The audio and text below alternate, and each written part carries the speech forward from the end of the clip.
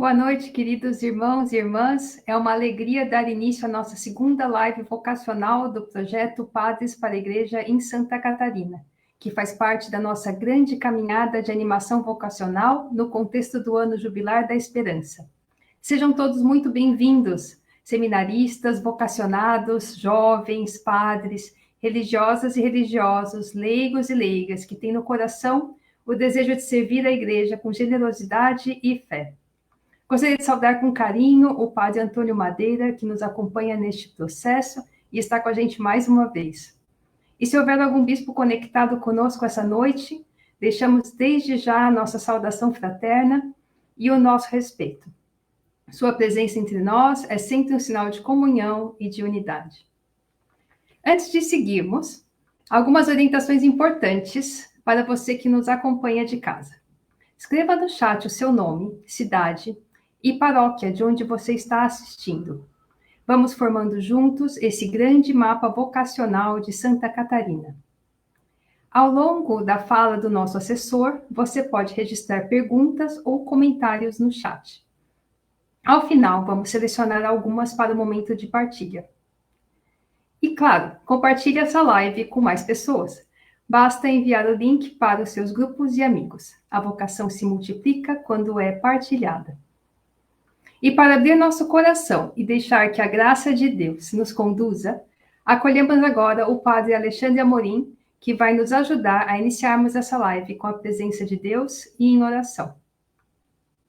Alô, obrigado, Jonara. Muito bem, estamos para mais uma segunda live de encontro com o tema das vocações em preparação para esse lançamento desse bonito projeto em Santa Catarina, o projeto Padres para a Igreja em Santa Catarina. Nós vamos começar essa live invocando a presença da Santíssima Trindade, rezando a dezena pelas vocações. Em nome do Pai, e do Filho, e do Espírito Santo. Amém. Pai nosso que estais nos céus, santificado seja o vosso nome. Venha a nós o vosso reino, seja feita a vossa vontade, assim na terra como no céu. O pão nosso de cada dia nos dai hoje, perdoai-nos as nossas ofensas, assim como nós perdoamos a quem nos tem ofendido. E não nos deixeis cair em tentação, mas livrai-nos do mal. Amém. Ave Maria, cheia de graça, o Senhor é convosco, bendita sois vós entre as mulheres, e bendito é o fruto do vosso ventre, Jesus.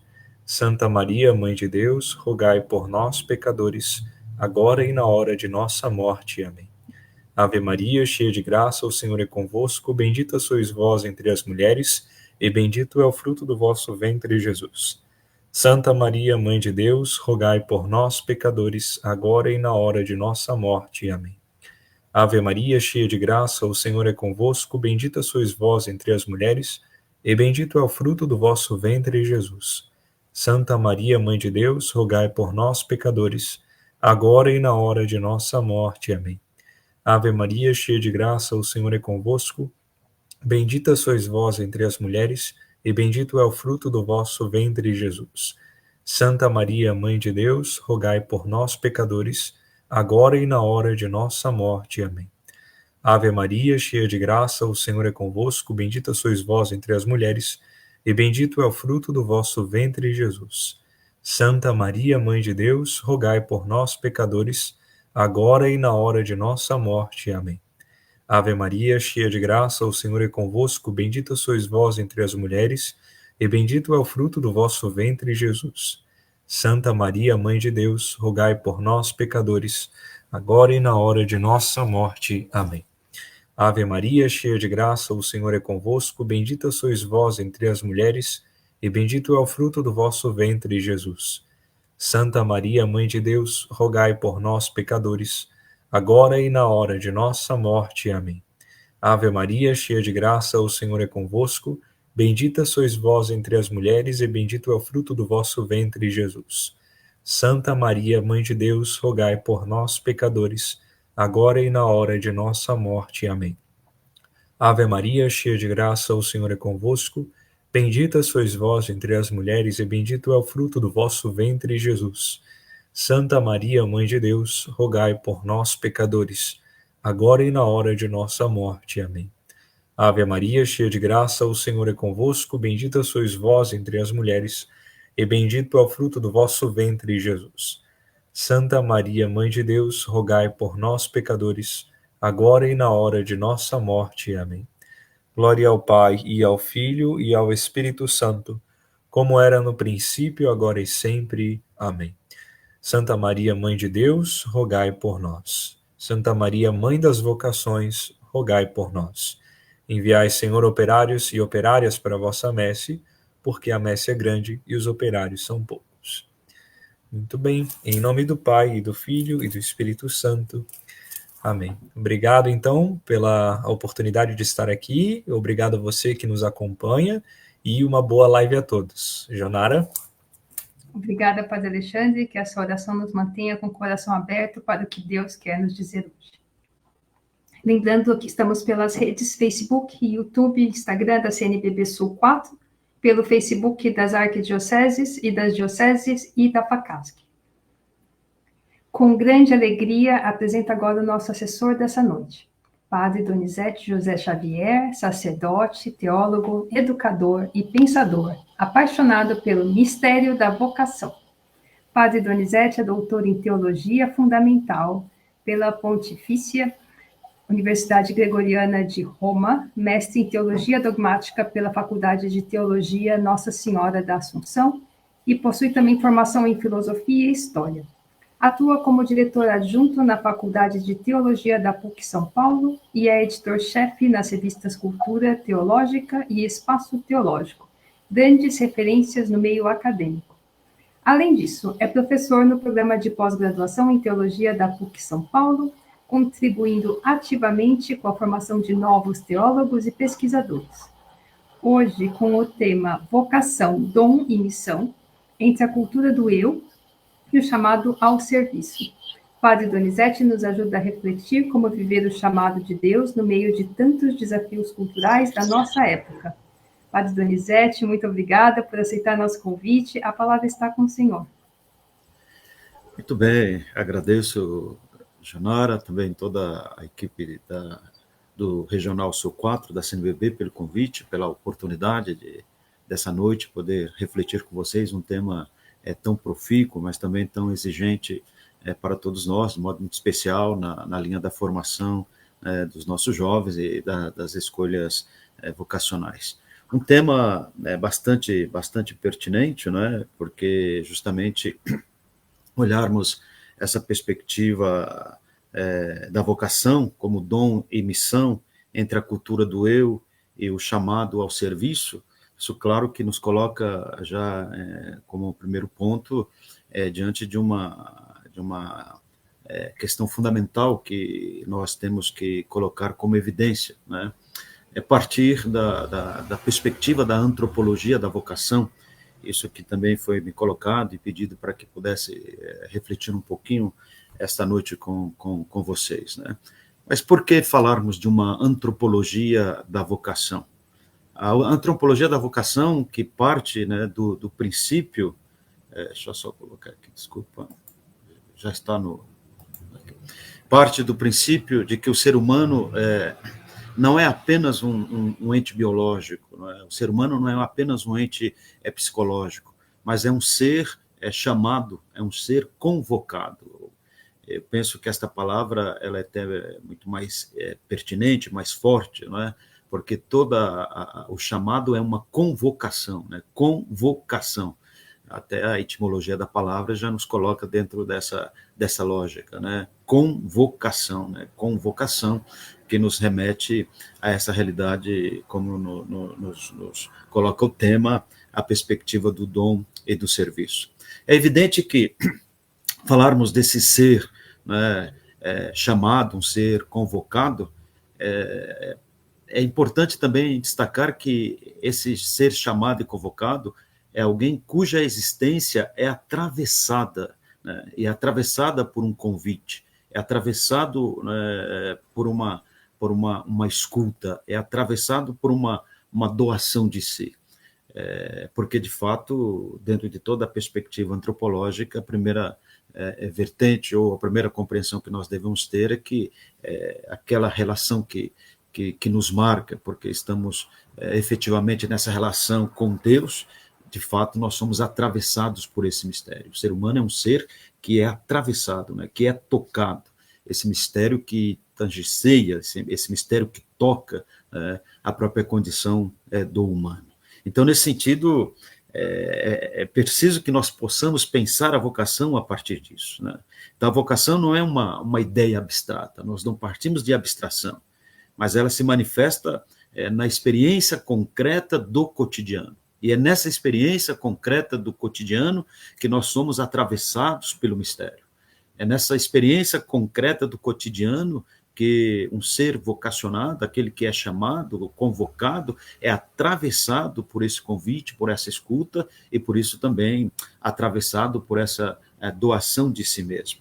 Então, nesse sentido, podemos dizer que, se ela não é uma ideia abstrata, mas sim que se manifesta na experiência concreta do cotidiano, é aqui que emerge, de fato, a dimensão da vida real.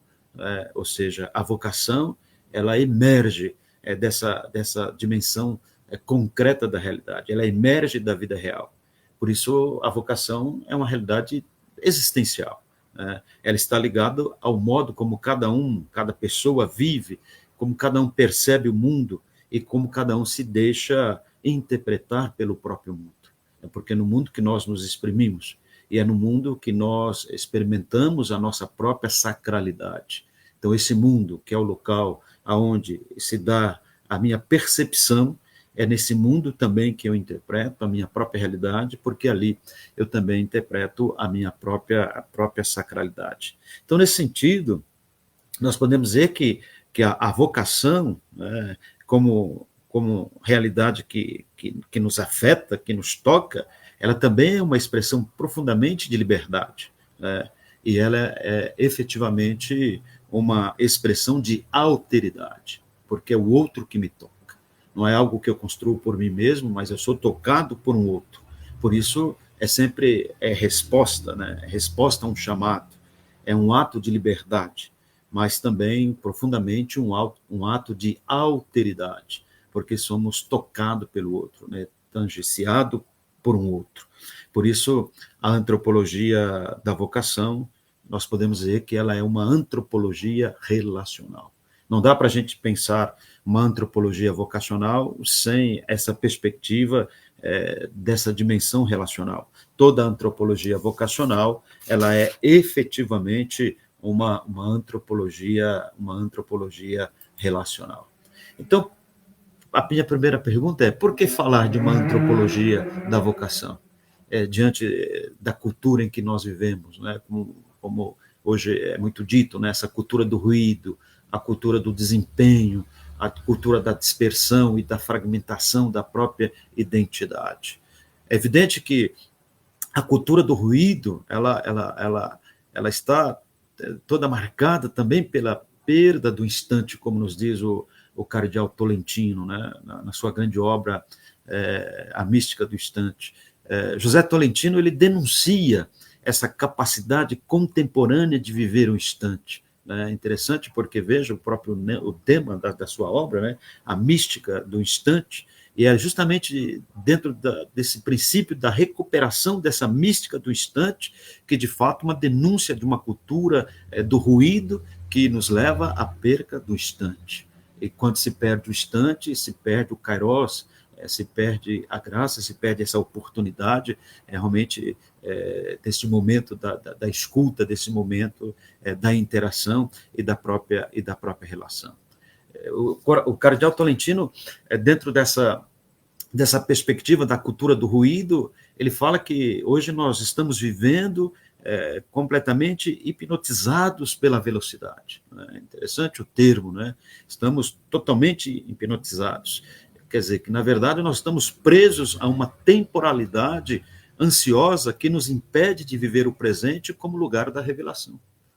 Tá? Por isso, o resgate da mística do instante. Porque se essa forma, né, hipnotizante, tal como se dá pela velocidade que nos avassala, é evidente que, de fato, isso nos rouba e nos tira, né, essa capacidade realmente de encontrar o verdadeiro sentido daquilo que que nos afeta e até discernir em profundidade esse mistério que nos atravessa.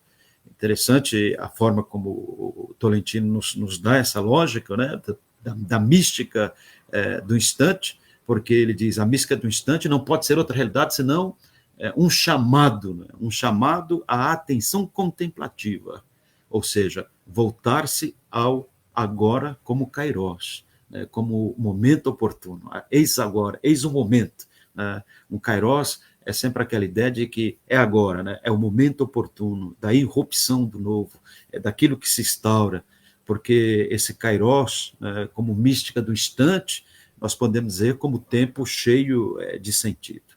E não pode ser outra realidade, senão diante de uma cultura que nos rouba o instante, uma cultura que nos tira toda a capacidade, né, contemporânea de viver o instante, é de fato que precisamos resgatar essa dimensão kairológica do tempo, essa dimensão kairológica da vocação e da resposta, mas resgatar como o tempo cheio de sentido. Porque qual é o sentido? Por isso, a resposta não pode ser outra, senão que a vocação ela se manifesta, né? ela se dá, né? Ela é uma manifestação, ela acontece na própria espessura do instante vivido. É interessante porque aí nós estamos falando que cada momento, né, cada segundo, né, cada milésimo de segundo da nossa existência, nessa espessura de um instante vivido, é o momento da nossa resposta, da nossa interação, daquele que nos atravessa e que nos tangencia verdadeiramente. Então, por isso, a vocação que se manifesta nessa espessura, né, do instante vivido, ela não é como um plano que já nos vem pronto. Nenhuma vocação é um dado pronto. A vocação muito mais do que isso, não é? Ela é presença escutada no agora. É sempre presença de escuta. Por isso é presença escutada no agora, como um momento, né, kairológico. Por isso Tolentino ele insiste, né, e nos convida a desacelerar, né? E aqui é uma expressão muito relevante para que nós possamos pensar essa presença da escuta no agora, essa presença da escuta como kairos, como momento kairológico. Ou seja, habitar o próprio interior. Porque nós somos habitados, né? Agora, se nós já somos habitados no interior, agora, como habitar o próprio interior? Toda a mística da Trindade vai nos colocar, nós iniciamos invocando a Santíssima Trindade, toda a vocação ela está pautada nessa lógica trinitária, né? E a Trindade vai nos dar justamente essa eloquência da compreensão do mistério do humano. A Trindade que inabita, né? Essa inabitação de Deus no ser humano. O que é inabitar? Né? Não de que não está, mas a inabitação é justamente dizer que no mais íntimo do íntimo, na intimidade da intimidade, ali se faz presente Deus. Deus se apresenta, né? O Deus está ali, né? Este é o lugar de Deus.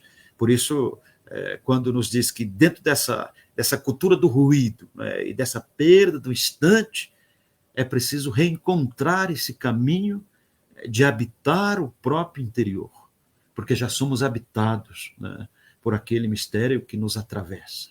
Então, me parece que aqui é um caminho fundamental antropológico, né, de uma antropologia que nos fala de uma antropologia da inabitação, uma antropologia que nos remete a esse sentido primeiro e original, a esse sentido que de fato determina, né, essa marca do divino dentro do ser humano. Porque se somos atravessados por esse mistério do divino, então, nesse processo que nós vivemos, né, uma sociedade fragmentada, a sociedade do cansaço, e a sociedade que nos coloca dentro dessa condição, como diz o Tolentino, hipnotizados pela velocidade, esse desacelerar como processo de habitação no próprio interior, e que não poderia ser outra realidade senão cultivar o silêncio ali onde Deus mora, né?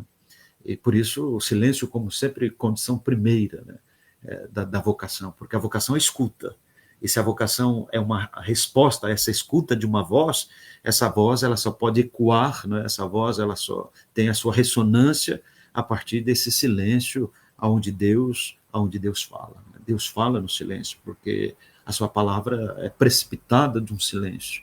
E essa palavra que afeta, essa palavra que tangencia a própria condição do humano, essa palavra que brota, né, e emana do próprio silêncio. Então, por isso, a vocação ela deve manifestar-se, de fato, nessa espessura, né, do instante vivido. Então, o instante não como algo que se descarta, não como algo que se vive como se não houvesse amanhã, como se diz hoje nessa frenesia do tempo, mas viver o tempo como o tempo da resposta, como o tempo da graça, como o tempo da habitação do próprio interior. Por outro lado, nós podemos também falar dessa dimensão da fragmentação, né, da identidade, né, e a pergunta, que é a pergunta fundamental para qualquer processo, né, de discernimento. Quem sou eu? Quem sou eu de verdade? Qual é a minha verdade? Qual é a verdade que me afeta? A pergunta vocacional, ela nasce do núcleo da identidade. Mas esse núcleo, nós podemos dizer hoje que ele está em crise. Por quê? Porque nós vemos uma crise da imagem, nós vivemos a crise da superficialidade, nós vivemos a crise da constante comparação, né, impulsionados pelas redes sociais, pelos padrões inalcançáveis, e tudo isso vai gerando, de fato, uma identidade fragmentada. Nunca vivemos tempos tão difíceis de fragmentação como hoje nós vemos hoje. Hoje, de fato, a construção, né, da identidade, nós podemos dizer que é uma construção cada vez mais necessária, porque diante dessa fratura da identidade, porque nós estamos vivendo, de fato, essa condição, né, de uma identidade totalmente fragmentada.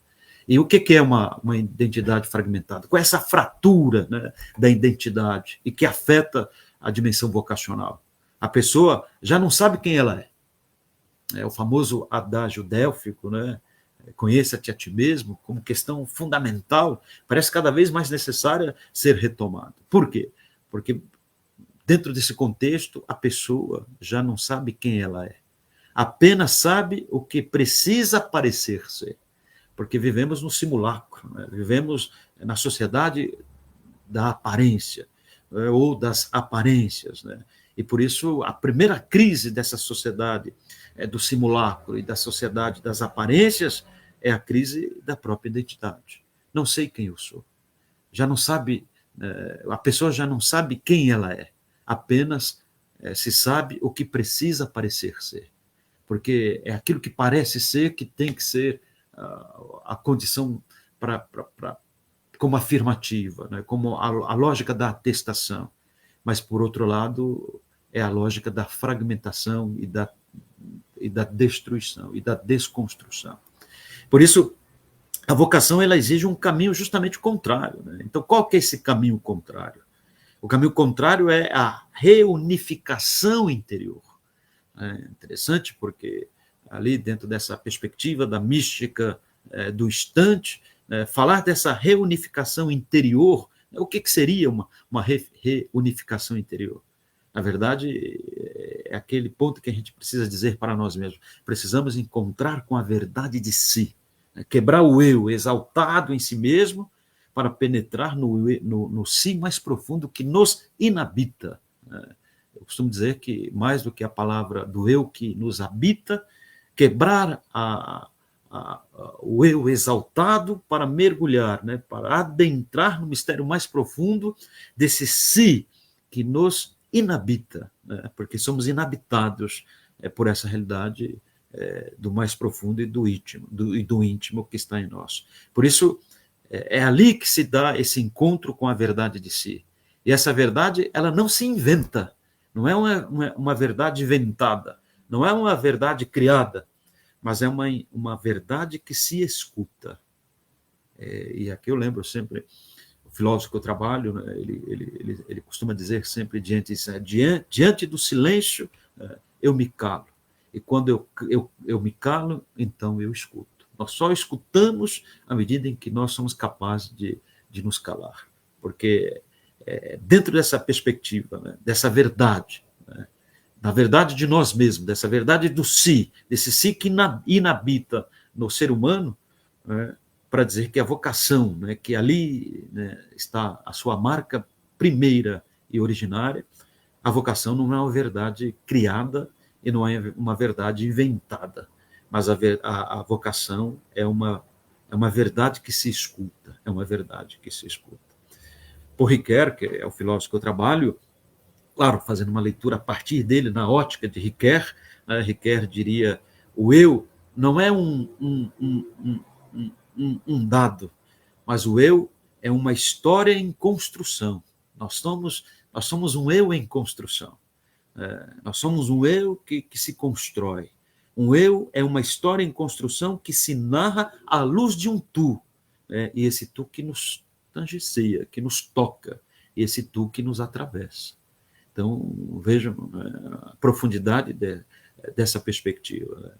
Ou seja, o eu não é um dado, mas o eu é uma história em construção. E quantas vezes nós, dentro desse processo de uma história de construção, nós precisamos falar, é preciso desconstruir para construir. Então, diante de uma sociedade do ruído, diante de uma sociedade da perda do instante, né, dessa sociedade que nos impõe essa forma, né, de sermos hipnotizados pela velocidade. Então, desconstruir essas vertentes para construir uma história, né, que é narrada à luz de um tu que chama, que toca, que tangencia, e um tu que atravessa o mistério mais profundo do ser humano. O teólogo coreano, né, Chun Hans, ele vai dizer que nós estamos vivendo uma crise, né, da escuta numa cultura do desempenho. Nunca se falou tanto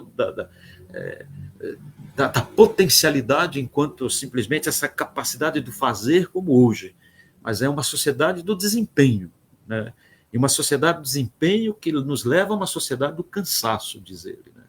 E nós nos tornamos escravos, né, diante de uma situação dessa, porque o cansaço, essa sociedade do cansaço, ela nos impõe uma tirania, né? E qual é a própria tirania, né? Essa cultura do desempenho, né? Então tem que desempenhar, e tenho que ser o melhor.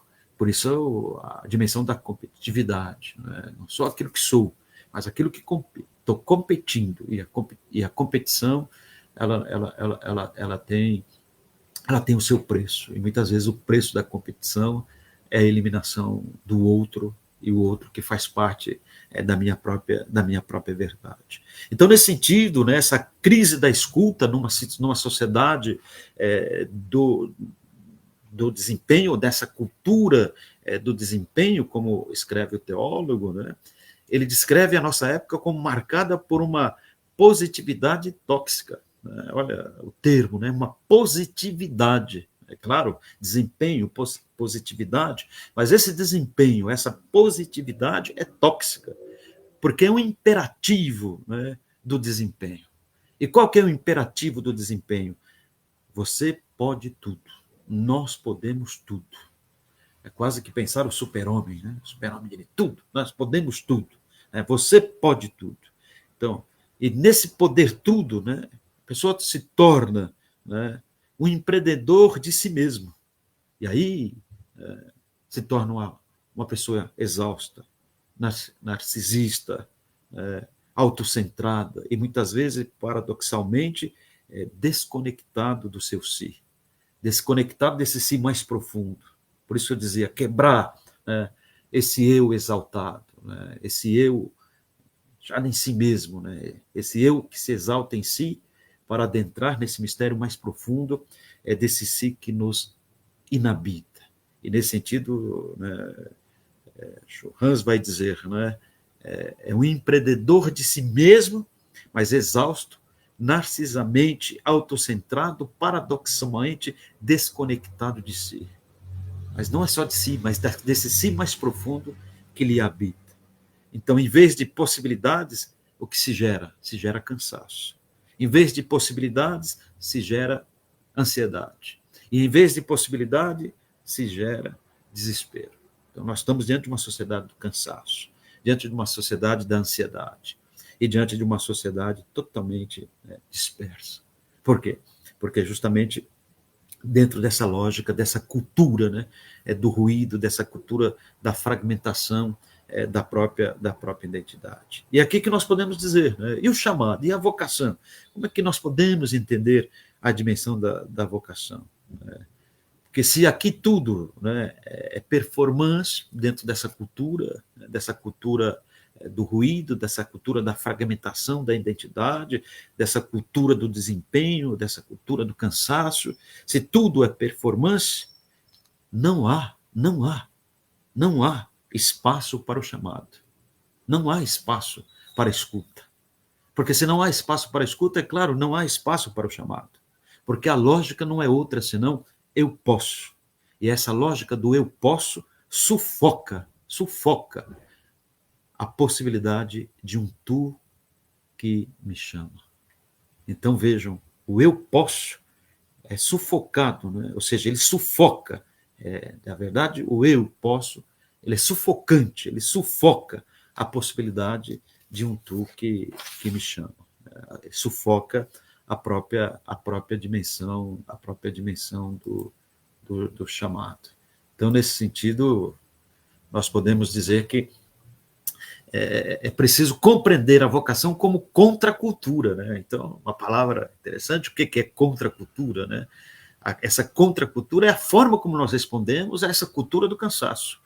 A contracultura é a forma como nós respondemos à cultura do desempenho. A contracultura é a forma como nós vamos responder essa cultura, onde já estamos todos, como diz o Tolentino, hipnotizados pela velocidade. Então, essa contracultura,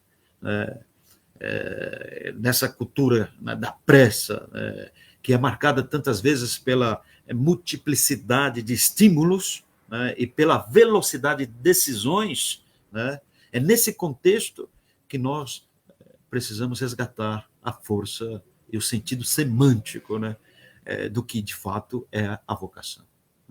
É compreender a vocação como escuta profunda e resposta a um chamado interior. Por isso, dessa dimensão da inabitação. E por isso, quando se tem essa consciência que a escuta ela se dá nessa dimensão profunda e é uma resposta a um chamado interior, isso é quase que uma provocação. Interessante até brincar aqui com as palavras, provocação. Provocação. E isso é uma contracultura, isso é contracultural. Por quê? Porque é contracultural.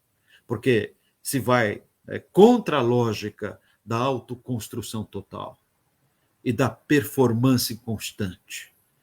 E que se vai contra essa lógica da autoconstrução total e da performance constante, aí é claro que aqui nós podemos dizer que a vocação se dá como resposta. Então, supõe que a pessoa não é autora de si mesma em absoluto, mas a pessoa é sempre convocada, convocação. A pessoa é sempre convocada, há sempre uma convocação. Ela é convocada por uma alteridade, ou seja, por um outro que lhe precede. Então, é convocada por uma alteridade que lhe fala de dentro, na interioridade. Por isso ressoa, a ressonância, ao escutar, ou seja, fazer com que essa palavra possa ecoar. E essa palavra ecoa, então, como resposta. Então, essa contracultura, nós podemos dizer que é uma contracultura que exige espera, escuta e silêncio. E essas três atitudes rarefeitas em um mundo acelerado e ruído. Por isso se apresenta como contracultura. Como Schumans vai nos dizer, se hoje nós somos Se hoje não somos mais sujeitos obedientes, mas sujeitos de desempenho, tentamos superar a nós mesmos até a exaustão. Por isso que a vocação interrompe essa lógica. Só a vocação pode interromper essa lógica, né, do desempenho, né, ou seja, que tenta superar a nós mesmos até a exaustão. A vocação como resposta. Por isso, entendê-la como fidelidade a uma promessa, né, a uma promessa interior. Então, veja aqui, né, a vocação não é uma tarefa externa, mas uma resposta a um apelo que toca esse íntimo do ser. E é promessa. Por que é promessa? É promessa porque aponta para um sentido ainda não totalmente realizado. Aí é a categoria de promessa. Opa, né, daqui nos faz pensar, né, pensar, chamado de Abraão, chamado de todos aqueles que nas Sagradas Escrituras são chamados, né? Ou seja, é um chamado, né, porque aponta para um sentido ainda não totalmente realizado. Por isso, Deus dá promessa. Por isso é um chamado de promessa, algo que se revela aos poucos, na fidelidade e na escuta. É construtivo, se constrói. Como diria o Papa Francisco, é processual. E o mais importante no processo, né, ou seja, o mais importante é desencadear os processos, porque viver é uma forma de vida que nós devemos tê-la de maneira processual, é processual. Né? Tolentino, ele fala da necessidade de habitar o instante, escutar a voz sutil de Deus, que murmura no coração e no tempo. Vejam, no coração e no tempo. Então, é uma escuta interior, mas também aquilo que nós chamamos na teologia de auditus temporis, né? A escuta do tempo. E também aprender a escutar o tempo. É uma escuta interior, mas também uma escuta do tempo, um auditus temporis. A vocação é essa fidelidade a esse murmúrio de Deus dentro da história. Uma história pessoal e uma história coletiva. Então, um murmúrio de Deus, né, que ressoa, né, dentro dessa história. A história está permeada, né, por esse sussurro de Deus. Ela está permeada por esse murmúrio de Deus. E é dentro dessa história que se dá a escuta.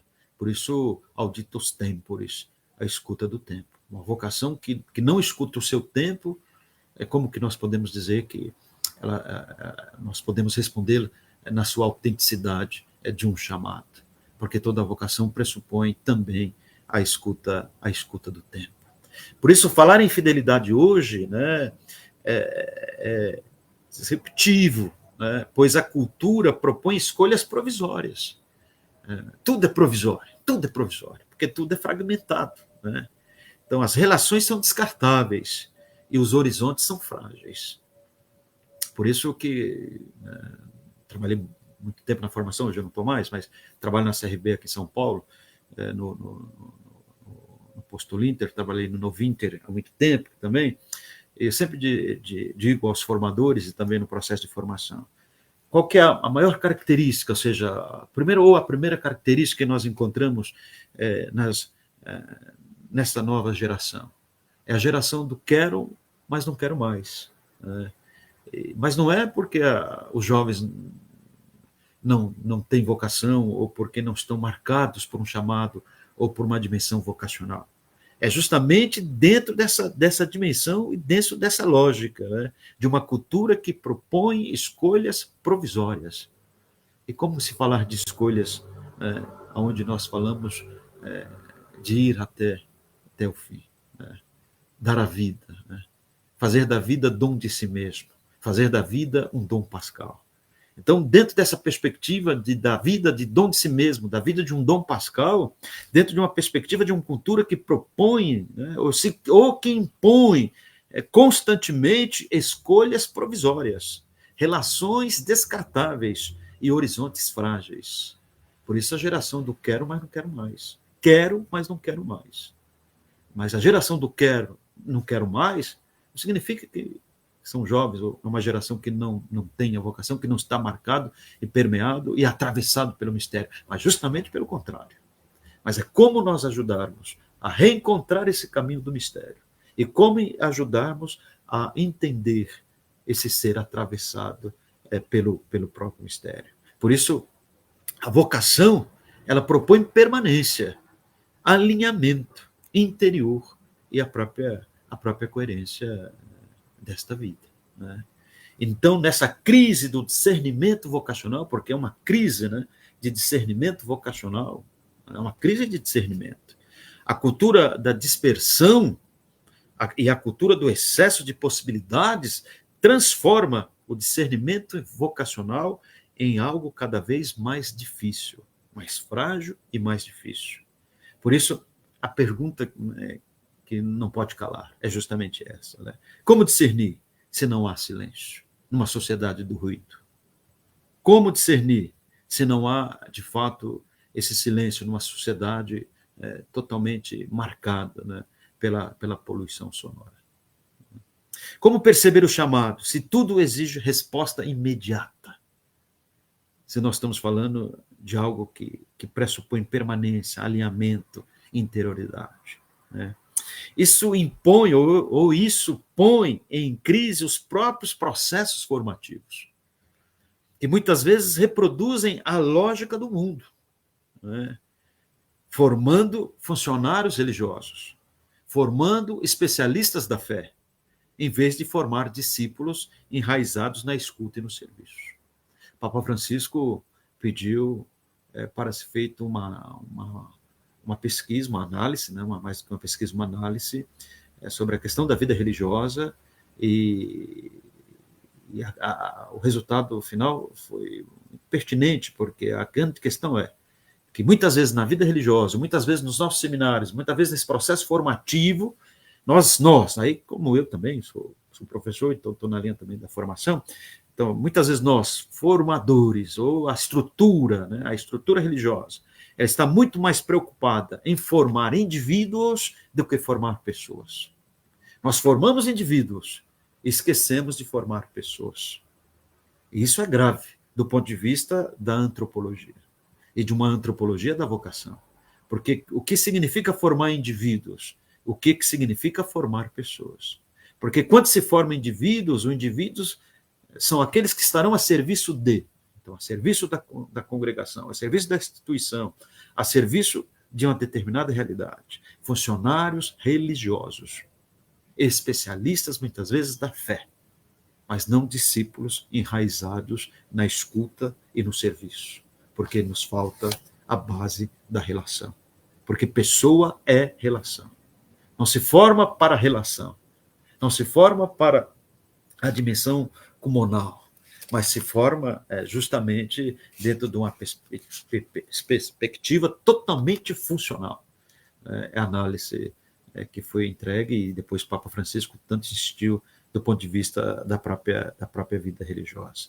Então, isso tudo faz, de fato, nós pensarmos, né, a grandeza, né, que tudo isso significa e como que nós também vivemos essa realidade. Por fim, né, assim, claro, dentro ainda dessa reflexão, né, podemos lembrar o famoso Viktor Frankl, quando diz que a vida não é principalmente uma busca de prazer, mas a vida é uma busca de sentido. Então, quem que nós estamos buscando? O que se busca? É uma busca de sentido. E a vocação é esse lugar onde o sentido se revela e se amadurece. Por isso, a formação de pessoa, ela tem que se apresentar nesse tempo de cultura, né, do descarte, do tempo da cultura da fragmentação, dessa cultura do cansaço, da sociedade do cansaço. A formação de pessoa e não de indivíduos, ela deve apresentar-se como uma tarefa contracultural. Formamos pessoas e não indivíduos. Essa é uma forma de uma contracultura. A cultura dominante, ela nos treina para sermos funcionários. Ela nos treina para sermos funcionais. Ela nos treina para sermos eficientes, para sermos visíveis. Não necessariamente para sermos pessoas. no sentido pleno de relacionamento, né? No sentido pleno, né? No sentido moderno do próprio termo. Né? Por isso, me parece que o grande desafio dentro do processo formativo é ensinar a viver em comunhão e pedir muitas vezes, né, essa lógica da competição que a sociedade tanto nos impõe. E muitas vezes, dentro do processo da própria vocação e o processo da formação dos jovens, se coloca como visibilidade muito mais a competição do que a comunhão. Né? Por isso, essa lógica dominante é a da comparação e a da concorrência. Né? Ninguém está concorrendo. Né? O reino é muito maior do que qualquer outra proposta. Né? Por isso, o vocacionado, no entanto, é chamado a viver em comunhão, onde o outro não é uma ameaça, mas o companheiro de caminhada, que caminha conosco, que desencadeia processos comigo. E a escuta aqui não é passividade, mas uma disposição ativa de acolhimento e reverência pelo outro. E na vocação, a escuta é o primeiro passo. Escutar a Deus, escutar a própria história, a própria vida, escutar o clamor do mundo. O auditus temporis, o clamor do mundo. Por isso, reconhecer a alteridade como constitutiva do eu. Né? E aí eu lembro, né, retomo aqui um pensamento do Ricoeur, né, interpretando, é claro, quando ele diz, né, nos ensina que o eu só se compreende por meio do outro. Nós só podemos nos compreender por via do outro, pela mediação do outro. E a vocação é sempre relacional. A pessoa se descobre em relação, porque nós somos relação. E essa formação, então, rompe com o mito moderno do eu autossuficiente. E nós precisamos quebrar essa ideia do mito, né? Do mito moderno hoje. E qual é o mito da modernidade? Qual é o mito moderno? O mito moderno é do eu autossuficiente. E o Papa Francisco insistiu tanto com essa ideia da autossuficiência. Esse é o mito moderno. Porque esse mito da autossuficiência, ele abre a experiência. Ele deve abrir-se, né? Deve abrir-se à experiência da interdependência e do amor. Só aí nós podemos, de fato, falar desse rompimento com esse mito moderno. Por isso, dentro dessa perspectiva, dessa experiência da interdependência e do amor, né, é introduzir aí a dimensão do mistério, né, fundamental. Introduzir a dimensão da gratuidade e a dimensão da obediência a esse próprio chamado.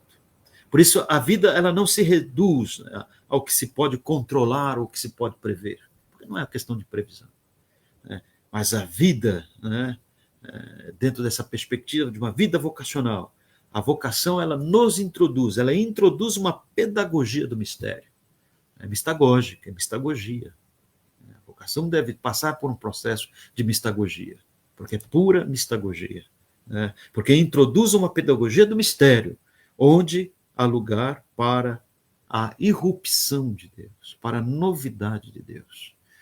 Dizia São Vicente de Paulo, Deus é inventivo ao infinito. Deus é criativo ao infinito. Para dizer que em Deus tudo é novo. A inventibilidade de Deus, a criatividade de Deus. Deus é inventivo ao infinito. Né? Porque é justamente numa pedagogia do mistério que nós, de fato, saberemos que ali se aloca essa irrupção, essa novidade e essa criatividade de Deus. Porque é a surpresa de Deus. É a forma de Deus adentrar, né, e tangenciar o próprio mistério da nossa existência. Então, por isso, a formação ela precisa cultivar o senso da gratidão, o senso da obediência. Não como uma submissão cega, mas como resposta amorosa a um apelo que nos precede. porque nós somos sempre precedidos por esse apelo. É um apelo que nos precede e um apelo que transcende. Que ao mesmo tempo em que precede, esse apelo, ele transcende. Né? Então, nesse sentido, nós podemos, e já estou fazendo, né, uma leitura, essa chave de leitura, uma chave de leitura totalmente fenomenológica, né?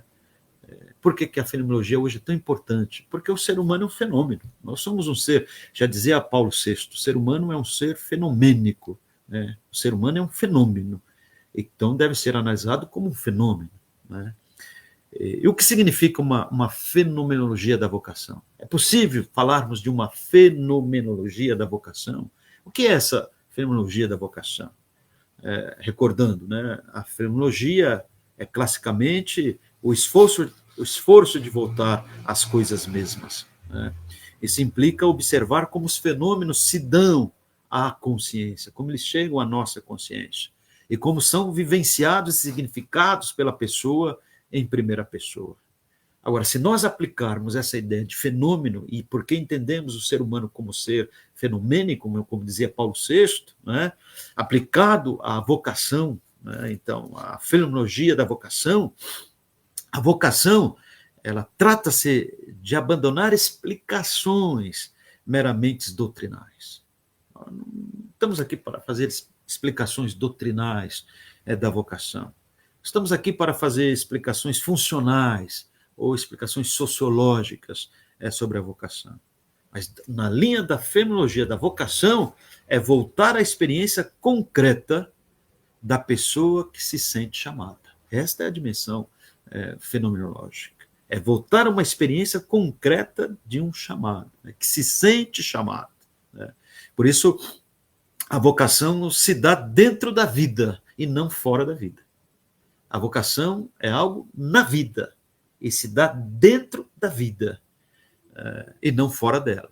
É um movimento que emerge das experiências cotidianas, porque é no cotidiano que se gera, que emerge a lógica da própria vocação.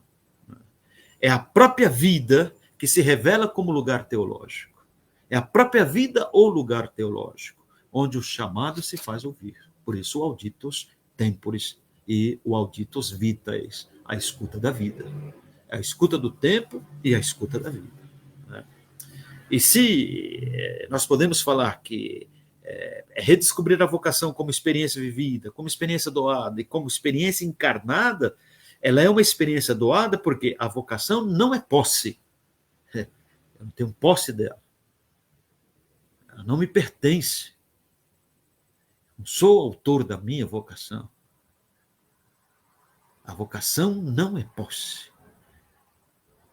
Ela não é um projeto. E muito menos uma autoafirmação. A vocação é graça recebida. É missão a ser compartilhada. Eu não a possuo. É dom, é recebimento. E se é dom, é recebimento, então ela é resposta. Como dizia o Papa Francisco, né?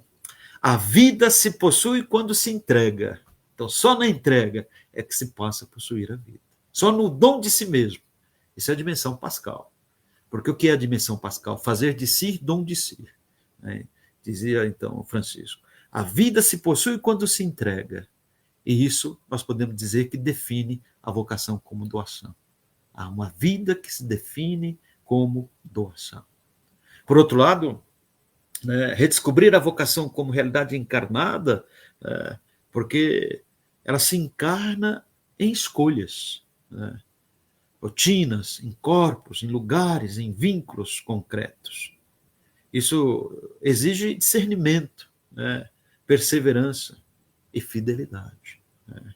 O chamado, ele toma forma, ele vai tomando forma, ele vai tomando espessura, a espessura da existência. Porque é no cotidiano, né, é nesse tecido da minha existência que o chamado vai tomando forma, vai tomando a sua espessura.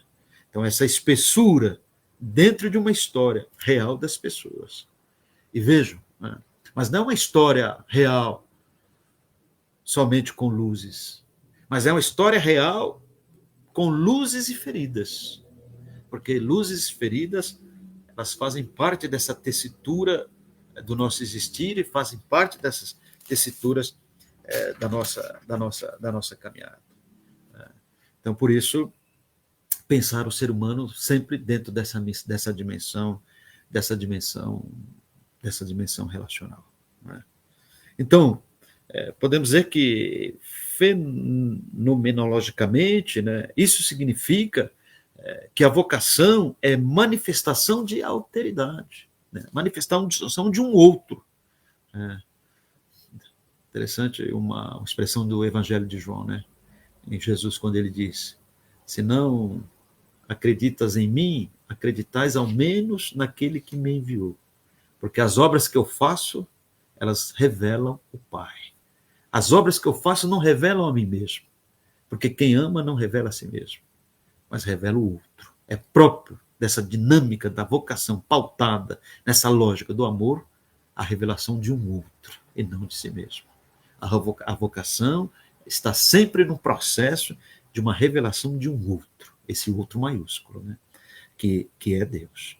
Então, por isso, dentro dessa perspectiva da fenomenologia, né, a vocação é manifestação dessa autoridade na própria experiência, Não é algo que eu crio, mas é algo que se dá em mim. É algo que se realiza em mim, que se dá em mim, porque sou afetado por esse mistério. Né? A vocação, portanto, não nasce de um desejo isolado, mas do encontro. É um chamado que surge na relação e, por isso, exige resposta. Por isso é relacional. Porque está sempre na relação eu e tu, eu e Deus. Por isso eu ressalto sempre essa expressão do Ricoeur. Nós somos atravessados pelo mistério. Atravessados pelo mistério da vocação. Não a inventamos. A vocação não é uma invenção, mas é um recebimento, é recepção. A recebemos e ela se torna o fio narrativo da nossa própria vida. A vocação é um fio narrativo, é uma narrativa da nossa vida e da nossa própria existência e experiência. Então, fenomenologicamente, a vocação ela nasce dessa interpelação de alguém, esse alguém maiúsculo, né? Esse alguém que é Deus. A vocação é um evento de interpelação onde o sujeito é chamado a sair de si. Abraão, sai. Né? Porque o outro é a terra prometida. O outro é a terra promessa. Né? É um evento de interpelação. Somos interpelados a sair para escutar uma palavra, e a palavra que sempre me precede. Porque nós somos sempre precedidos pela palavra. Há sempre uma palavra que é precedente. Esta palavra, né, que não é minha, mas que ao mesmo tempo define aquilo que eu sou. A palavra que me precede, que não é minha, mas que define aquilo que eu sou. Então, por isso, a vocação não sou eu que crio, ela se dá em mim, e ela se dá como contracultura, ela é contracultural, dentro dessa sociedade do ruído, dessa sociedade do cansaço e do desempenho. É uma contracultura, ela é contracultural. A vocação é recebida e não produzida. Se apresenta como dádiva e por isso se apresenta como mistério. E não como um projeto, né, voluntarista. Não é um projeto que eu faço como voluntário, mas é uma dádiva e por isso uma dádiva que tem a sua dimensão de mistério. Nasce do encontro, já dizia Paulo Freire, né? A vocação é fruto de um encontro que interpela, que convoca, que transforma. Né? Então, veja, é uma convocação interpelante e transformante, porque convoca, interpela e transforma. Então, a vocação é um modo como Deus escreve a sua história dentro da nossa história.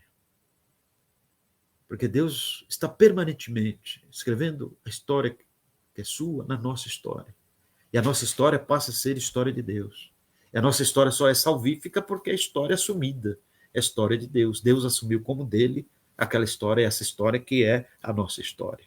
Então a vocação é o modo como Deus escreve sua história dentro da nossa história. dentro da minha história, dentro da sua história, dentro da história de cada um de nós, chamando-nos a participar do seu ser. Porque é sempre esse convite, né? É sempre esse chamado a essa participação nesse ser de Deus. Então, a vocação, né, não é apenas uma função ou uma ocupação social, mas é configuração de ser. Quando São Paulo diz, né, não sou eu que vivo, né, é Cristo que vive em mim, essa forma crística de viver, essa forma crística de ser e de agir e de existir.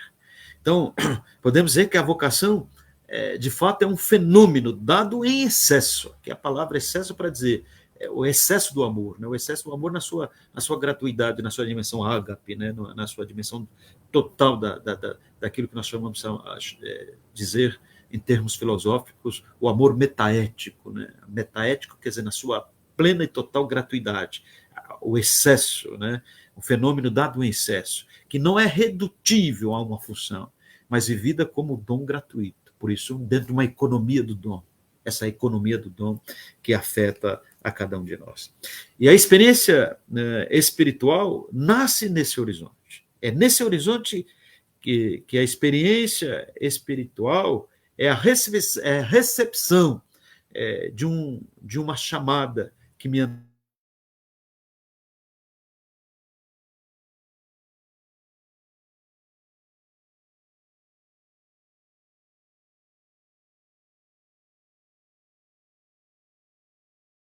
mas é cruz, é travessia, né?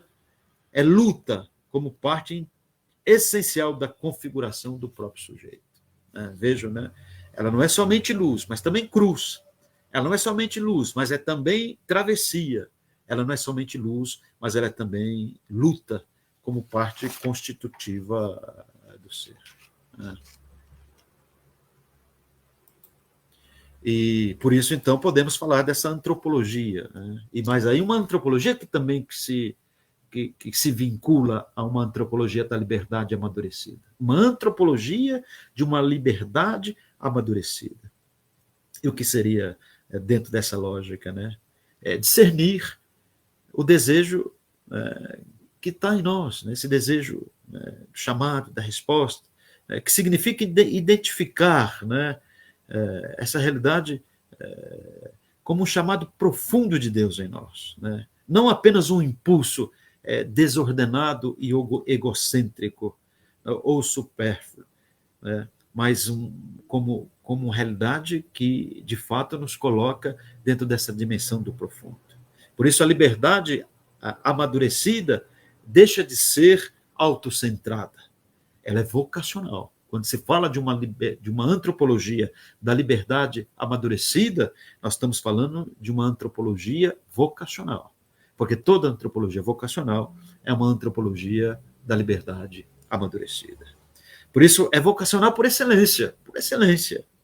E se realiza plenamente na entrega, no seguimento de Cristo, porque é a dimensão do excesso do amor, como eu dizia anteriormente. Lembramos Santo Agostinho, quando ele diz: ame e faças o que queres, né? Ame e faça o que quiseres. Essa dimensão tão própria do excesso do amor em Santo Agostinho. Por isso, a vocação como dado em excesso, né? A vocação como excesso e ferida, né? Essa dimensão que nos remete dentro dessa lógica, né? Então, a vocação não é algo que se mede, ou é algo que calcula, ela não está na lógica do cálculo, ela não está na lógica da matemática. Um fenomenólogo moderno hoje, né, francês, chamado Jean-Luc Marion, ele fala do fenômeno saturado. Então, nós podemos dizer que essa vocação, dentro dessa lógica, é como um fenômeno saturado. O que seria um fenômeno saturado? Um acontecimento que transborda nossa capacidade de compreensão e de categoria racional. Transborda, sai, né? Vai além dessa realidade. O chamado é algo que irrompe, nos atravessa e nos excede. Não só atravessa, mas nos excede. Por isso a vocação ela escapa da lógica do mérito. Não é uma questão de mérito. Não é uma questão da utilidade e da previsão. A vocação está na lógica dessa dimensão do fenômeno saturado, né? Por isso, eu não domino a vocação, apenas recebo. Ela é recepção e a vocação ela é resposta, né? Ela é resposta. Então, nós podemos dizer que também dentro dessa lógica, né? O ser humano é um ser de promessa e de rupturas, para pensar a vocação como ferida e excesso de sentido, né? Como ser de promessa e de rupturas, nós estamos chamados, né? Convocados por um sentido que ainda não se cumpriu totalmente, por isso a promessa, como dizia anteriormente. E a promessa é a voz do chamado que atrai alguém para além, né, de si. Ou seja, é um chamado que atrai para, né, além do que já se é. Nós sempre somos o ser a mais. Nós somos o ser a mais. Porque nós somos os seres da possibilidade. Somos o ser a mais, né? Lembro sempre a citação de João, né? Vejam que graça sermos chamados de filho, de fato nós o somos, isso porque nem sequer manifestou-se aquilo que seremos. Para dizer, nós somos aquilo que ainda não somos. Nós somos aquilo que tornar-se-amos. Nós somos aquilo que seremos, né? Aquilo que vamos nos tornar. É o vir a ser. Então, por isso, a vocação está nessa linha, né? Ela atrai para essa realidade além do que já se é, porque está na linha do vir a ser, da possibilidade. E por isso a vocação está dentro desse processo do crescimento, né? Do processo, é a dimensão processual, né? A vocação, nesse sentido, é uma promessa que ressoa no coração, né? Mas é como uma seta que aponta para o ainda não. Aponta para o ainda não, para aquilo que de fato nós seremos. O ser humano, portanto, não é simplesmente o que é, mas o ser humano é também o que ainda pode e deve tornar-se, porque nós somos o vir a ser, o tornar-se, né? Por isso a ruptura é a condição trágica, mas é a condição bela da existência humana. Ao mesmo tempo que a condição trágica é a condição bela do humano, porque se manifesta ali, né, na fragilidade da liberdade, é ali que se manifesta na dúvida e até mesmo nas experiências que nós fazemos do mal, é ali que se manifesta, né, essa dimensão, né, trágica, mas ao mesmo tempo é da beleza da própria existência. Esta ruptura é ferida existencial, é uma ferida existencial, não apenas como negatividade. Não compreender a ferida aqui como negatividade, mas ela nos faz desejar sentidos, buscar redenções e abrir para a alteridade. Essa é a dimensão desta ferida, né? Nós somos feridos, né? Eu costumo sempre dizer que nós somos como Jacó, né? Que fomos feridos na coxa, nessa luta desigual, né? A vocação é também ferida, porque ela é provocação, provocação, porque revela o abismo entre o que eu sou e o que sou chamado a ser. Aquilo que sou agora, mas aquilo que eu sou chamado a ser, ou vir a ser. Aquilo que se transforma, a refiguração. E essa refiguração permanente, né, constante, essa refiguração que se dá em Cristo Jesus. Já não sou eu que vivo, é Cristo que vive em mim, né? É um processo de refiguração, né? Essa provocação implica um chamado que vem de fora, né?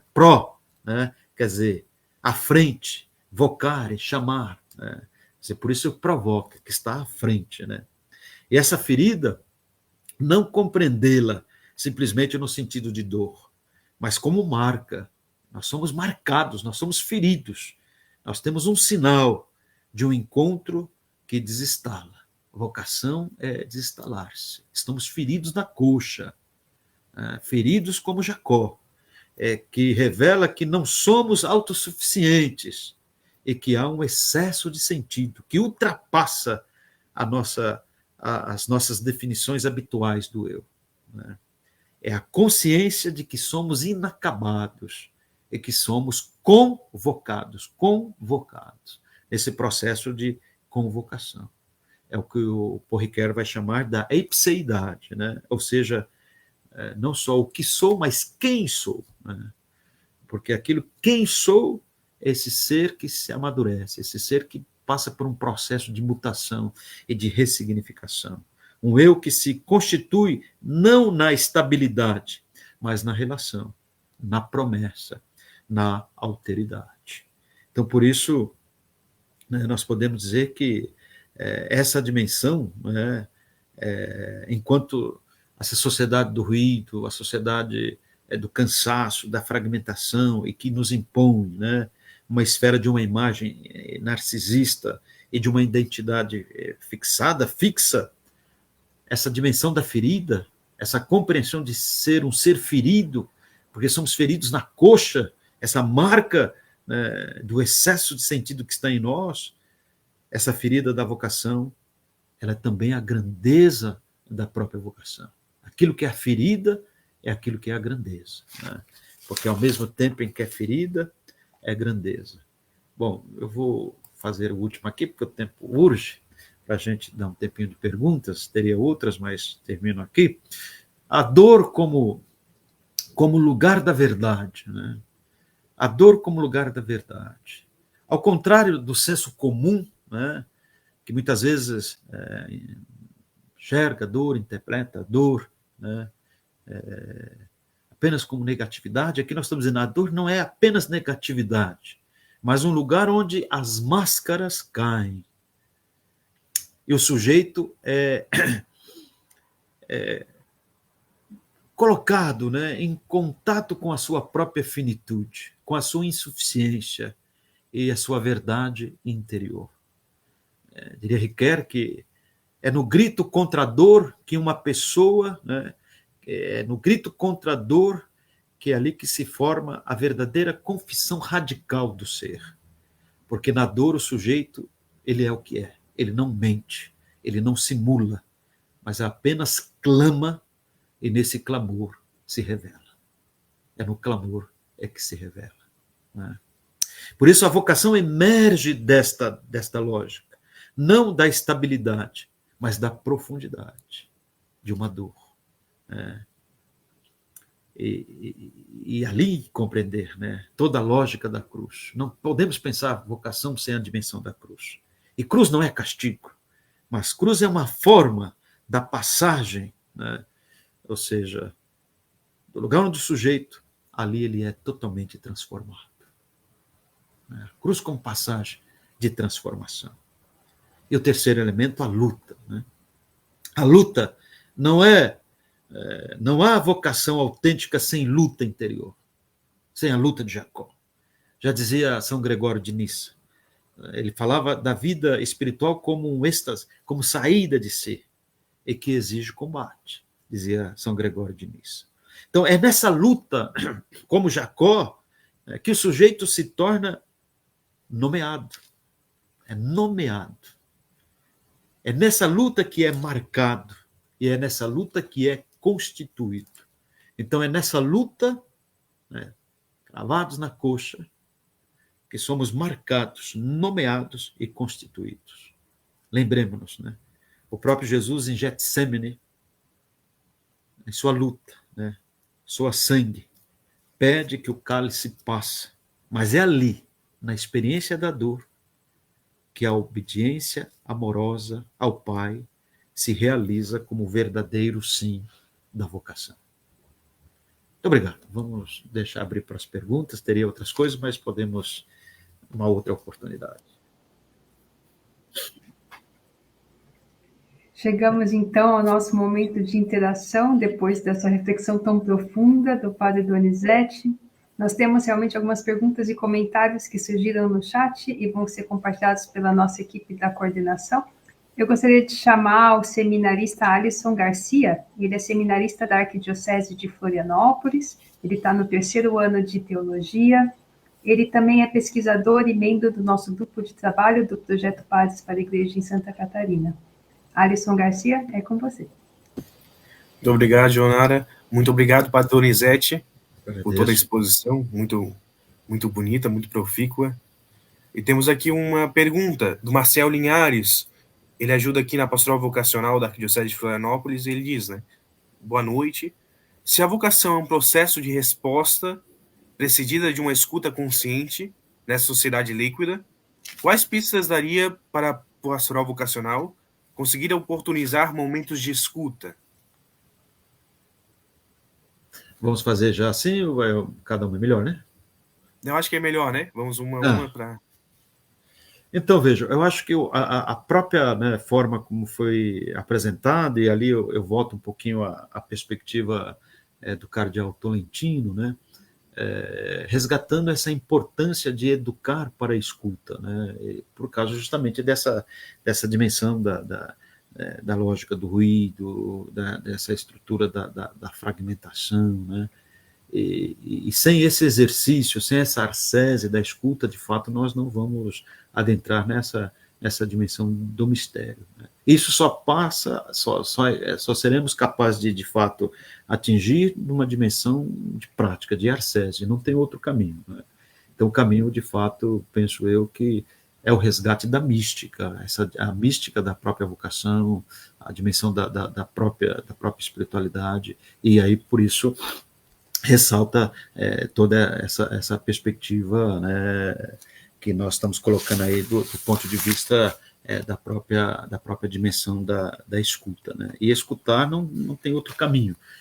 Vejam, uma coisa que todos nós conhecemos, mas talvez nós talvez não resgatemos o seu resgate real e no seu valor, na sua intensidade, que é a dimensão da própria Lexio Divina, né? Eu acho que hoje nós precisaríamos retomar isso, né, também dentro de um processo da própria vocação, o processo da leitura orante, porque o processo da leitura orante pressupõe também esse próprio momento da escuta. Então, isso penso, ao meu ver, isso aqui é fundamental dentro dessa dimensão. Agora, por outro lado, e aí é só uma intuição, dentro daquilo que eu falei, dentro daquilo que eu trabalho, aí dentro da perspectiva riqueriana, trabalhar com perspectivas de narrativas, né? A escuta como processo narrativo. Depois de um exercício de escuta, de um retiro espiritual, ou de um tempo de escuta, quais são as narrativas? Como nós narramos, né? A vida está em busca de um narrador. E o único narrador da vida, o único narrador da vocação, é o vocacionado. Então, como é que se dá essa narrativa? Como é que essa narrativa ela ecoa? Então, a narrativa, primeiro, como processo que vai ecoar de dentro.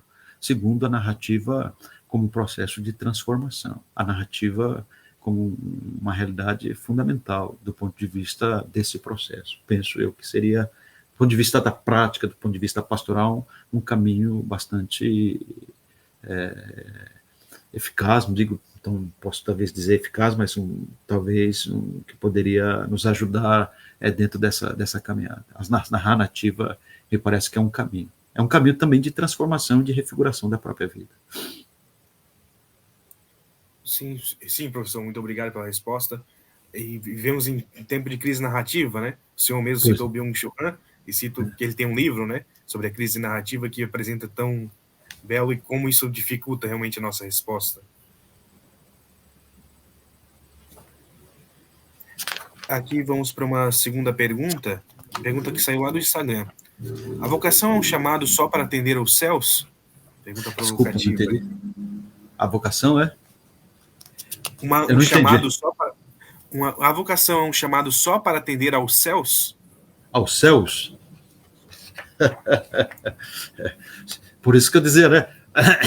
Se não escutar a vida, né? Dois princípios ali. Aí eu vou trazer presente duas questões que são fundamentais ali.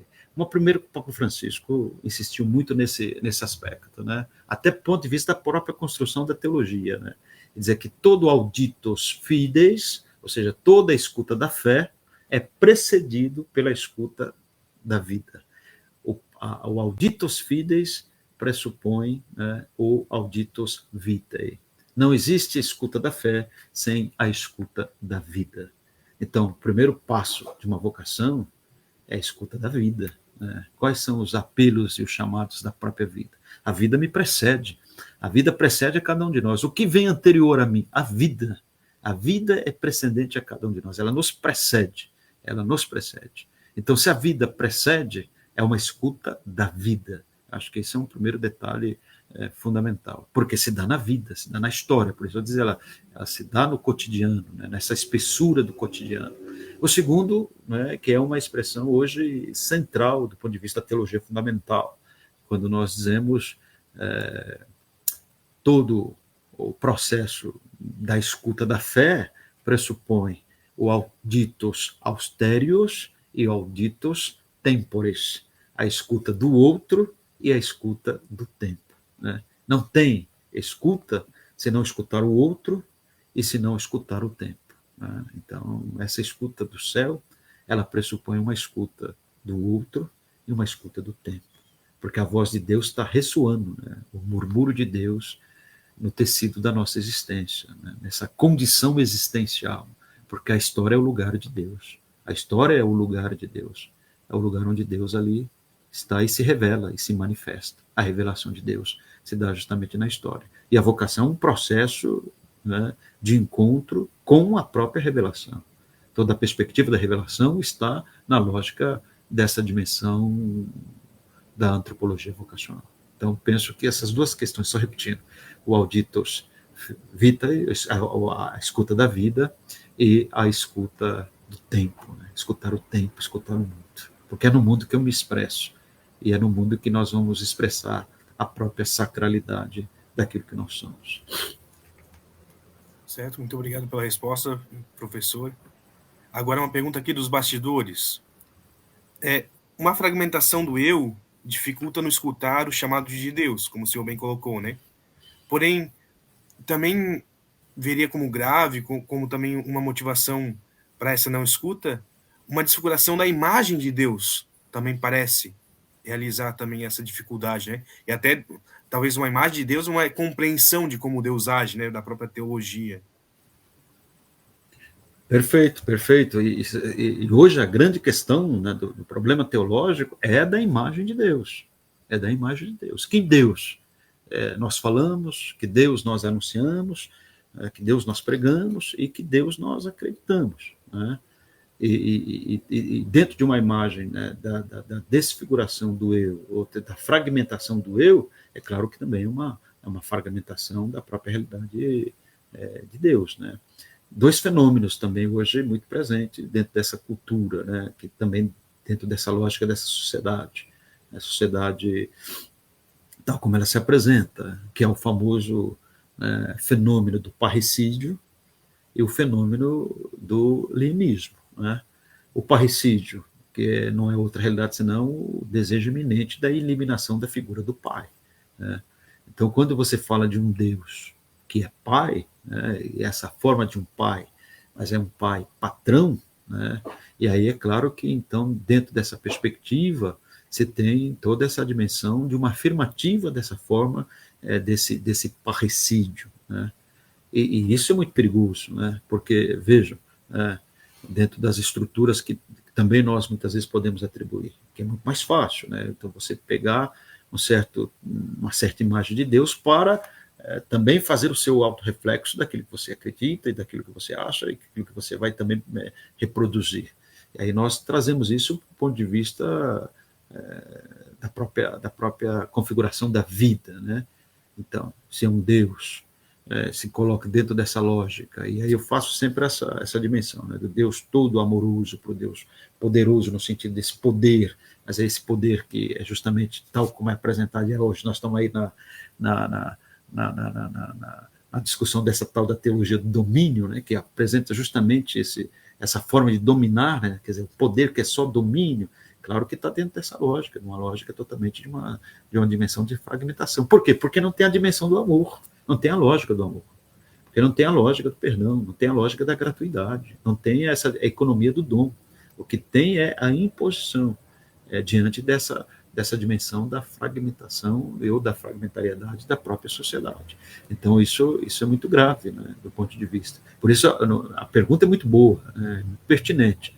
Me parece que aí nós precisamos resgatar, do ponto de vista dessa dimensão, e aí da lógica desse parricídio, da eliminação, né, e a eliminação do pai patrão, e muitas vezes essa eliminação de um Deus, né, que aí da pura autoritarismo, dessa pura autoridade que é imposição, a redescoberta de um Deus que nos remete ao poder do amor, ao poder de amar, porque o poder de Deus é amar, o poder de Deus é o amor.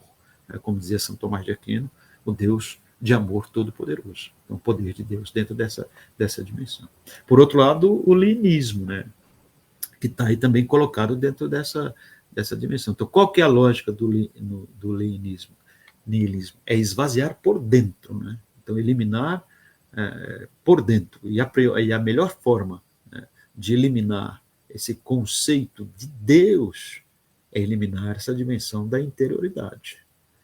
Então, vejam, porque o niilismo já não vale a pena, a pergunta se vale a pena viver, se vale a pena morrer, né? Ou seja, é a sociedade da indiferença, né? Ou seja, do vazio total, né? Então, se entramos nessa era deste vazio, qual é a melhor forma? É sugar, né, por dentro, eliminar por dentro. E quando se fala dessa eliminação por dentro, nós estamos falando desse princípio, daquilo que eu dizia no início, né, dessa teologia da inabitação, desse Deus que inabita do ser humano. Então parece que é essa redescoberta que nós vamos fazer. Aí volta a primeira pergunta, que é interessante, né? Como viver nesse tempo do ruído, do silêncio, a inabitação. E parece que aí acho que a gente tem que resgatar esses conceitos e talvez, né, dentro de uma prática mais efetiva, pastoral e de discernimento, de acompanhamento dos jovens, enfim, essa dimensão de uma inabitação de Deus. Deus presente no interior da pessoa humana. Então, isso me parece muito interessante, contrapondo com a ideia do linismo. Certo, muito obrigado, professor. Agora, mais duas perguntas aqui surgiram, também para finalizarmos essa rodada, que o tempo vai urgindo realmente. Então, a pergunta aqui do Ederson Kotarski. Como trabalhar esse momento de escuta com nossos jovens e vencer as barreiras da atual sociedade? Vai muito de encontro com a pergunta do Marcel Linhares. Pois é, e vejam, não é que os jovens não gostam de silêncio e tenham medo do silêncio. Talvez é a forma também como nós nos apresentamos diante disso, né? Nós temos que começar a quebrar determinadas barreiras em relação a essa dimensão dessa sociedade do ruído. Por isso, quando o Tolentino nos fala dessa mística do instante, redescobrir a lógica do instante, eu acho a espiritualidade, né, e a mística do instante, parece ela cada vez mais pertinente e fundamental, né? Agora temos que ser ousados, a ousadia, né? Qual que é a ousadia? É a ousadia da proposta. Porque muitas vezes a gente fala assim, não, os jovens não vão querer, os jovens não querem, os jovens são os jovens do barulho, os jovens do ruído, nós somos já vitimados. Então nós já estamos com a estrutura da vitimação. Eu acho que precisamos propor, né? Porque toda proposta é tempo de irrupção. É na proposta que se irrompe o novo. Ter a ousadia, aquela palavra, né, que é central do ponto de vista da espiritualidade, que a gente chama da parresia, né? O que é a parresia? Né? Falar com coragem, né? Falar com autenticidade, né? Falar com essa verdade que é, de fato, a total autenticidade daquilo que... Então, essa coragem e esse ímpeto da própria verdade. Então, acho que essa parresia, do ponto de vista de uma proposta com jovens, me parece que ela é cada vez mais pertinente do ponto de vista de uma construção ou de uma proposta pastoral, que é um dia após o outro, que a gente, claro, não tem receitas e não tem fórmulas, né, mas a gente está dizendo assim, que são meios e com certeza precisariam eles serem resgatados, né. Eu lembro, participei 3 jornadas da juventude, duas com o Papa João Paulo II e uma com o Papa Francisco. E em ambas, né, nas 3 jornadas, o que mais me impressionou no meio daquela multidão de jovens é justamente a vigília, no sábado à noite, e o momento de silêncio.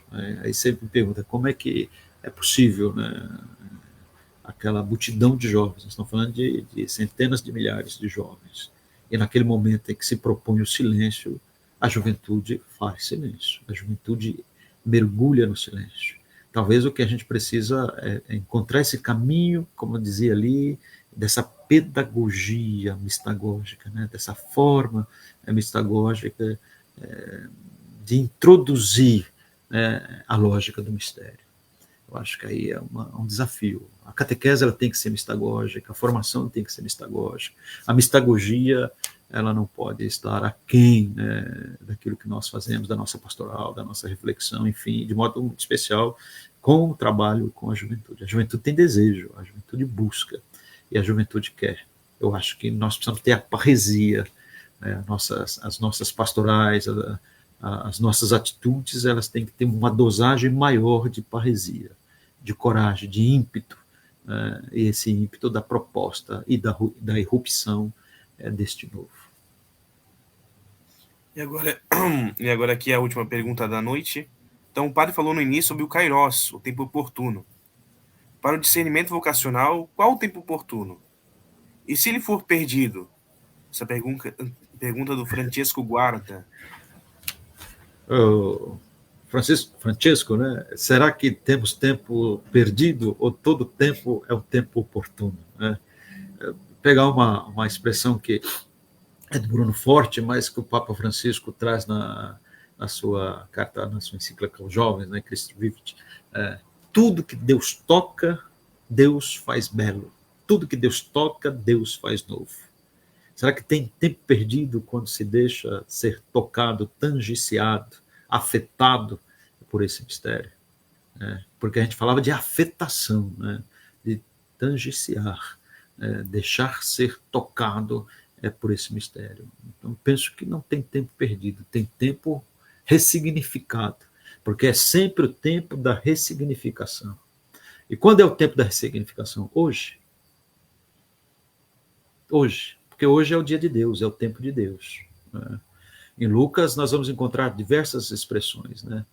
Mas sempre assim, hoje como o tempo de Deus. Zaqueu, desça dessa árvore, porque hoje quero entrar em tua casa. Hoje é o tempo de Deus.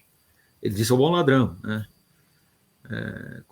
Se fores filho de Deus, quando entrares no paraíso, lembra-te de mim. Ele disse, hoje mesmo estarás comigo no paraíso. Hoje é o tempo de Deus. A gente pode pensar que o hoje passou, né? Mas será que passou para Deus? Se hoje é o tempo de Deus, né?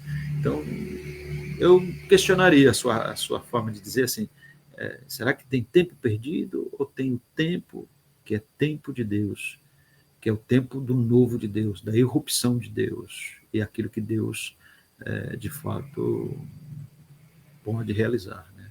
Por isso que eu dizia, né, do ponto de vista da reflexão, a vocação não é algo que eu crio, não é criatividade minha, não é o que eu possuo, mas que me afeta. Né? É algo que me é dado. E se é dado, então, sempre é um tempo de resposta. É sempre um tempo de resposta. Porque se Deus sabe o momento, né, que é o momento dele, não nosso, né? E o momento em que ele vai, de fato, transformar o nosso momento no seu momento. E aí a gente compreende as interlocuções como resposta. Né? É o tempo sempre da interlocução, é sempre o tempo da comunicação, é sempre o tempo do chamado e da resposta, sempre. Então, acho que isso é muito interessante.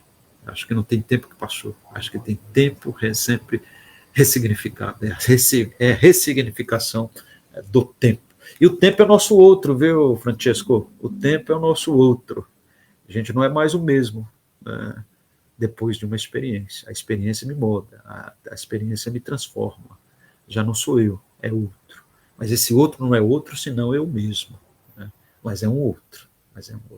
Transfigurado, refigurado nessa dinâmica, né? nessa dinâmica do tempo. O tempo como um outro, o outro próprio de Deus.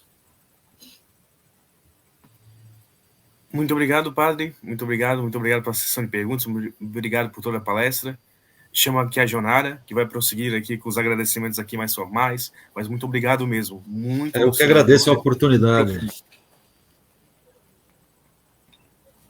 Padre Donizete, nosso mais profundo agradecimento pela sua presença, por esse conteúdo tão rico e, acima de tudo, por sua vida doada à missão da Igreja e à formação das novas gerações. A sua fala foi uma verdadeira luz para todos nós que estamos nesse caminho de discernimento e serviço. Eu gostaria de chamar o Padre Alexandre, que vai fazer o encerramento. Padre Alexandre? Muito bem, obrigado mais uma vez, Padre Donizete e Jonara também por apresentar, Alisson por conduzir esse momento de perguntas, de entrosamento. Esperamos você também na nossa próxima live, que será no dia 6 de agosto, não tanto pelo nosso projeto, mas a live nacional Peregrinos Porque Chamados. Será um momento de grande despertar vocacional, dessa consciência, dessa cultura vocacional que estamos tanto trabalhando pela Igreja em Santa Catarina, mas também pela Igreja no Brasil inteiro. A Igreja no mundo, no Brasil e em Santa Catarina precisa de padres segundo o coração de Jesus. E para isso, vamos encerrar esse momento de live, nessa perspectiva vocacional, nos desafios que nós encontramos, rezando pelo fortalecimento dos vocacionados, tanto daqueles que já foram chamados, mas também daqueles que ainda estão em seu processo de discernimento vocacional e que ainda não têm a coragem de se arriscar pela promessa de Deus. Vamos rezar para que o Espírito Santo os fortaleça e para que eles possam ter essa coragem, essa perspectiva de se lançar na vocação que Deus quer para as suas vidas.